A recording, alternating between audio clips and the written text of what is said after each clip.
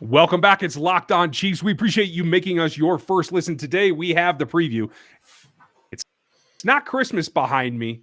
It's just Green Bay, little green with them because they have a starting quarterback here in Kansas City that they're not expecting to have to face with somebody like, Aaron Rodgers. This is going to be a fun one as we preview Chiefs-Packers.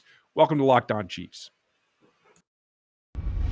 From the land of the free and the home of the Chiefs, this is the Locked On Chiefs podcast. Now, I know you guys have heard this before. I said it at Tom Grossi's show. I think the person most frustrated with this is probably Jake from State Farm because he doesn't get to see the ultimate matchup. Neither do we. Folks, we have a quick show for you today. We are going to get through you so you get all the information because it's changing all the time. We are brought to you today by McDonald's. You'll hear more about them coming up here later. And we appreciate you making us your first listen. If you check out another show on the network, another Locked On show, we'd appreciate it. The draft one's a good one. I'm just saying. A lot of hubbub about Aaron Rodgers. And I know there's a ton to it. There's a ton to lies of omission. There's a whole lot of misleading. I don't care because, quite frankly, he's not playing in this game. That's all I need to know. So we got to talk about what is going on in this game. One thing that I got from pressers today, I wasn't able to watch him live, but the big takeaway for me was that Spags seemed to hint as though we're going to get to see Melvin Ingram here against the Packers. Yep, and that doesn't surprise me. I was expecting that to happen. And the one thing that Spags did say that I did not approve of is it sounds like Hitchens is going right back to middle linebacker. I was going to get to that, and I'm glad you brought it up because, this is the plan, according to him, as though he hasn't seen the last 2 weeks, is that it doesn't matter that he won the defensive rookie of the month. I mean, that doesn't seem to matter at all. No, evidently not, because they plan right now to rotate Hitch and Bolton at middle, which means I'm guessing the other guy's playing Sam in the base at least, which I think they're actually going to see more now than I thought they were going to see before the Rodgers news, because I think they got to protect the young quarterback. We'll talk about that in matchups, but how head in the sand is this? If you're Extremely. Not just faking somebody out, maybe this is just for show, just for the presser. You don't think no, so? Spagnuolo seems to stick to things until it's too late to realize that it needs to change. And I think he's there with Daniel Sorensen right now as well.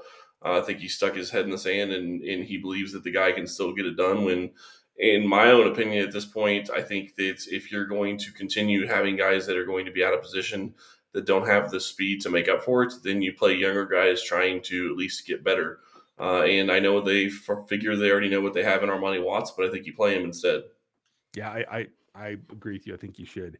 I'm frustrated by this because I think if you choose to play Nick Bolton anywhere else other than the mic, I think you risk him taking a regression because he's shown you what he can do in the position that he is meant to be playing. And I think that's problematic to go back to what was a previous evaluation, what was a previous thing. You saw the light, and if you don't take it, it raises more questions about the staff and their decision-making. Absolutely, and I do think that's a big question as to how that's going to go going forward because I just can't imagine going back to Hitchens at middle linebacker at this point. It doesn't make any sense to me. I agree with you. I mean, and I'm excited. Don't get me wrong. I'm excited to see Melvin Ingram. I do think he plays. I do think that they use him, and I think that if you see passing downs, which I don't know how many you're going to actually see in this game because I expect the Packers to try to run the ball a lot. I would think that your passing rotation would be Clark and Ingram as your ends and Jones and Reed as your defensive tackles. That's my expectation as well, especially if Colin Saunders isn't able to go. Has been out of practice, but that doesn't necessarily mean that he'll be a game time participant. So at the end of the day, you got to play the guys that are hungry, and that leads into what you got to do when you need something. We're brought to you today. This episode of Locked On Chiefs is by our friends over at McDonald's, who've been proudly serving all kinds of communities across America since 1965. McDonald's is always, a place you can get a tasty meal, affordable food, and take your time there. But it's also a place where friends and family can connect or reconnect and actually get something done in terms of catching up or something like that. It's a place where classmates can hang out, get some work done while knowing that you have like dependable Wi-Fi and an endless supply of fries and shakes and little nugget type things. I think they like that. At least win, lose, or draw. It's a place where teammates, competitors, and all kinds of people can get together and find a place to recharge, especially if you happen to be leaving a ball game and there's something to stop on the way. When you get a little hangry, at least that's the way it seems this season's been going. It is a place where you can rest your legs and refuel a little bit. So it doesn't matter whether you're coming out of Arrowhead or you're coming home from Little League. One way or another, there's something there you can get. So head over to your McDonald's to refuel and reconnect. And I hope that you're loving it. They're loving it. We're all loving it. Check out McDonald's, and we thank them for their support here today. We need a lot of support. I'm hoping. I'm really hoping that McDonald's is giving away some half-price Big Macs come Monday. That would be nice. A couple of sacks, 4, 5, 6 would be great. 12. Well, I think 4 or 5 is getting ahead of myself, and you want to throw out double digits. Yeah, go ahead with that. If we're going to be optimistic, we might as well be optimistic, right? That's a little more than optimistic, but okay. Yeah. It's about as outlandish for me to say this next thing is to say what I just said, but obviously the absence of Aaron Rodgers changes everything and literally changed the fortunes. Going into this week, I was prepared to tell you all how the Chiefs are not in shape to get a win. Now that's completely different because it does change the focus of and this is very interesting and scary and equivocating for me to say, it plays into the Chiefs defense's needs. They shut down, for all intents and purposes, Derrick Henry. If their best weapon is running the ball this week, that actually helps this Chiefs defense. It may give them what they need against an offense that was able to beat the Cardinals for the first time this season. And last week, you got to hope that helps them out overall. You're right to an extent. The problem with that is if Hitchens is going back to middle linebacker, the guy that helped shut down the run so much against Derrick Henry was Bolton, and he's not going to be playing in that position to be able to do that. And I do think that his instincts really have kicked in, and I think that's what you've seen. That's why he won Defensive Rookie of the Month, is because he's using his instincts and being in position where he needs to be and making the hits he needs to make. Now, you take it a step further when you start talking about the Packers and going into this game. Yes, they beat the Cardinals. Yes, they were able to win against a team that hadn't lost yet. And they did it with Aaron Rodgers at quarterback. But don't forget, they're also getting back a bunch of weapons that they didn't have last week when they played against those Arizona Cardinals. Devontae Adams is back. It does sound like they're probably going to get a couple more receivers back as well. Yeah, it looks like Deguara is back as well. I'm looking at their practice report from today. Kevin King on the defensive side is back. Looks like Mercedes Lewis, who I think is kind of a crutch for them, especially for a rookie quarterback with Tanyan out. He did not participate in Thursday's practice. But they said it was injury related, or not injury related. It was rest. Okay. I saw that for earlier in the week. I didn't see that for Thursday. So, hey. Yeah. So okay. I also think that they probably have a chance of getting Alan Lazard back, and they could bring back MVS, Valdez Scantling back as well off IR. There was thought that he could make it last week. He didn't. I think that he will be there this week. Yeah. Which brings me to another interesting tidbit. I was expecting Clyde Edwards-Helaire to be back at practice this week, and he is not. So interested to see that and how that works too. Yeah, I mean, this could be because of the ailments of the Chiefs offense and the lack of Aaron Rodgers. This could turn into a run fest here because you have what is a great 1-2 punch in Green Bay. The defense is going to have to stop Aaron Jones. He'll be the starter. He'll catch passes as well. But if you guys remember, a couple of years ago, I told you about this giant back that actually had the best athletic matrix of the draft class at the running back position, and that nobody was really going to draft him too high. He went at selection number 2, and it is A.J. Dillon, 6 foot, 250 pounds. He's bigger than Nick Bolton. He's bigger than Anthony Hitchens. This is going to be a problem for them, and if they get going with that 1-2 punch, you have to come back with something, and I think they have to make sure that they maintain a little bit of physicality, and maybe that means Derek Gore this week. I could see that, and I would like to see that. My issue with it is that you're taking the ball out of your best weapon in Patrick Mahomes. And in all reality, at least in my mind, when you start looking at this offense, what needs to happen is Mahomes needs to get in a rhythm and get out of his funk, because that's the only way this offense is going to get better. is he has to get better. And running the ball a lot can help the offense, but it's not going to get them to where they want to go in the next couple of weeks with the games they have coming up. Takes me back to last week because we saw that first drive where Patrick was passing short to intermediate and moving the ball really well. Then there was the interception or the turnover, whatever. I can't remember which order it went in. Then you come back later in the game and you're running the ball really well with Gore, but then on the next drive with Darrell as well. And so my thing is, Andy seemed to be calling one thing or another. That first 15, and quite frankly, I think it should be the first 30, should be a mixture of both of those things. And you just have to do it. And quite frankly, I think you have to do a 30-play script and run that and just start over until you get the coverages you want in order to take your shots. It is about not forcing shots that I think will keep them from turning the ball over. Well, and another big thing that we've seen that has come out this week, if Mahomes gets the ball out of his hands when he hits his back foot, he is much more likely to be successful than if he's running around this year. Yeah. That was the thing that he's been successful with in the past, is he's been able to run around and make plays on his feet and throw off of different, platforms and whatnot. This year, he's got just almost as many interceptions throwing after 2.5 seconds as he's got touchdowns.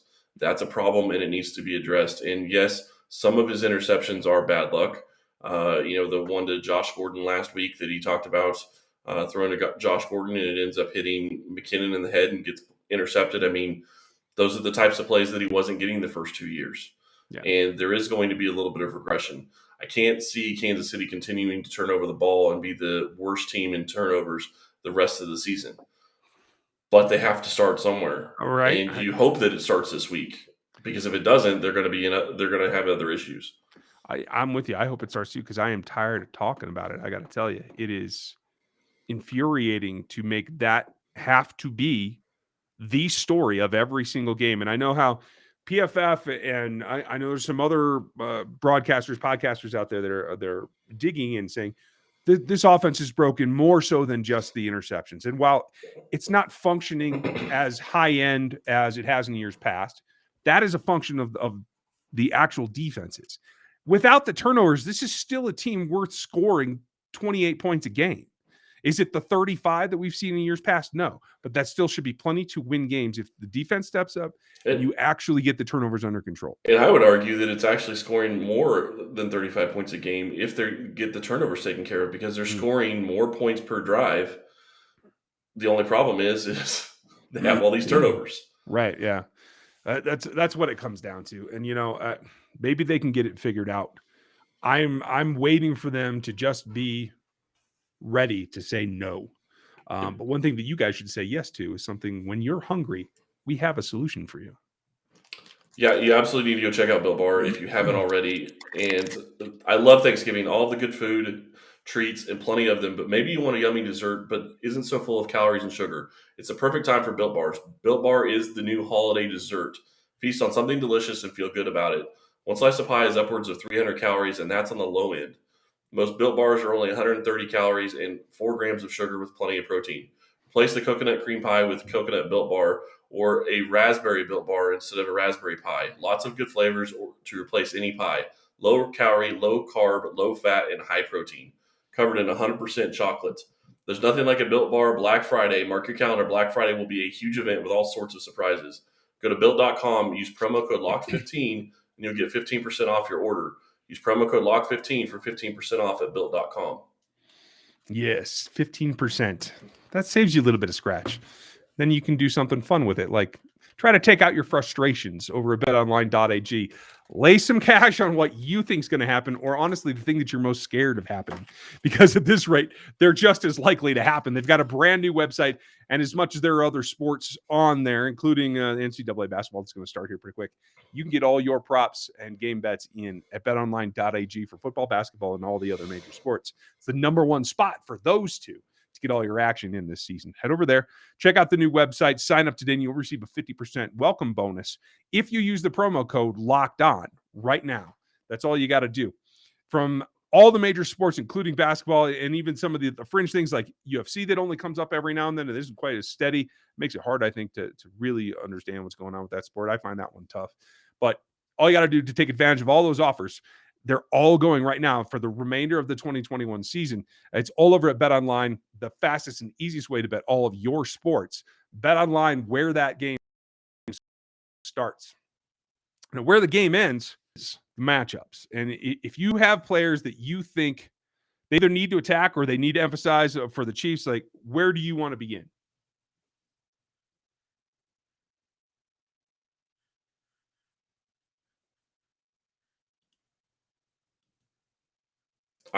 There you are. Had to unmute you.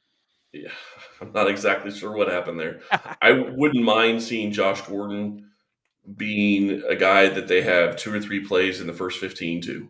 Mm-hmm. Just because I think that it's important to get him established, important to get him involved in the offense.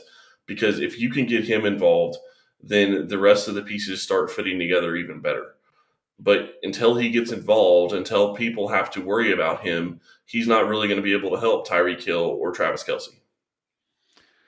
That's the problem. And I agree with you. It needs to be a concerted effort, but will that be enough? I don't know. I think they have to emphasize the power game, including with him, meaning slants, meaning ins, comebacks, that he can use his body to its full effect and get him going that way. I just don't know if that's enough of the game plan to make it function early. Well, if he can pull coverage away, that's going to be enough. That's really what people don't understand. Sammy Watkins pulled coverage away from Hill and from Kelce at times. That is why they were so successful with Sammy Watkins.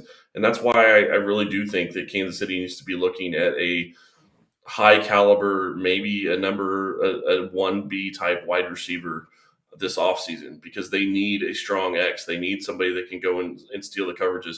And if they want to go out and get a guy like Juju Smith-Schuster, okay, go get a guy like him. Or maybe you go out and you get a guy in the draft. You go draft somebody in the first round, even though you're going to need other positions. That's how important it is on offense, because it opens everything else up. Yeah, I agree with you. There's a couple of guys that I think that they can get some work done on. And as much as I liked him coming out for his athletic ability, I think Eric Stokes, their rookie corner, is having a little bit of trouble. Gave up the most yardage in their game last week against the Cardinals.